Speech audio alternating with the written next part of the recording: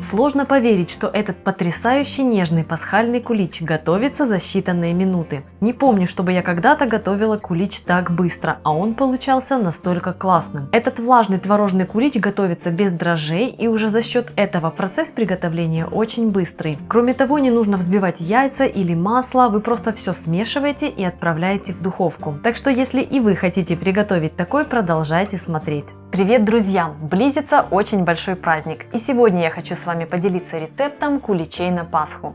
Я долго думала, отдать предпочтение традиционным дрожжевым куличам или же приготовить простые, быстрые куличи без дрожжей. Кстати, рецептов творожной Пасхи у меня целых 4, поэтому в этом году новенького ничего не будет, но ссылки на все предыдущие рецепты я оставлю в описании к этому видео. Шикарным рецептом дрожжевых куличей я делилась в прошлом году, они невероятно ароматные, невероятно пышные.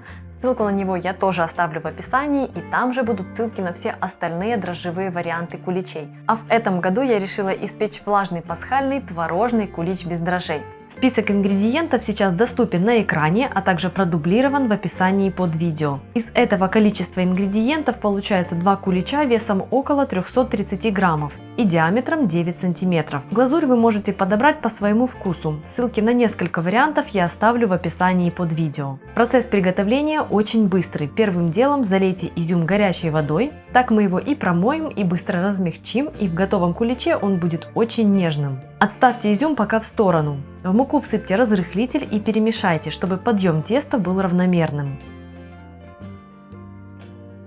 Сливочное масло растопите в микроволновке на плите, как вам удобнее. К творогу у меня жирность 5%, но это не так принципиально, всыпьте сахар. Вбейте к творогу 2 яйца. Теперь снимите на мелкой терке цедру лайма или лимона. Подойдет цедра любого цитруса по вашему вкусу. Сам плод разрежьте надвое, мы будем использовать также и сок. Добавьте натертую цедру к творогу. Туда же влейте ранее растопленное сливочное масло. Выжмите сок из цитруса к творогу. Кислота прекрасно сбалансирует вкус кулича. Слегка перемешайте массу вилкой, а затем тщательно пробейте ее блендером до однородности. Измельчите настолько, насколько позволит ваш блендер и насколько сам творог разойдется. Бывает, что какой-то творог более плотный и небольшие крупиночки остаются, другой же расходится в абсолютно гладкую массу. Осталось разобраться с изюмом. Слейте с него воду и выложите на бумажное полотенце. Хорошенько промокните еще одним полотенцем лишнюю влагу с изюма. Теперь финальная часть. Просейте в творожную основу смесь муки и разрыхлителя. Отправляйте в тесто изюм. Тщательно перемешайте массу до однородности. Не должно остаться непромешанных частичек муки, а изюм при этом распределится по тесту равномерно. Уже во время смешивания можно заметить, что тесто стало активным. Кислота начала вступать в реакцию с разрыхлителем, и тесто уже стало становиться пышным. Особо сильно не тревожа его, я просто распределяю его по бумажным формочкам диаметром 9 см. Для дрожжевого теста рекомендуется заполнять их тестом весом 200 граммов, но так как это другой тип теста, они как раз по размеру подходят идеально. Слегка постучите формочками с тестом, чтобы оно выровнялось. Пригладьте тесто мокрой ложкой и отправляйте на выпечку. Выпекать эти куличи следует при температуре 160 градусов в течение 60-65 минут. Готовые куличи переместите на решетку и дайте им остыть. Сразу после выпечки они очень нежные, поэтому сразу снимать бумагу не стоит.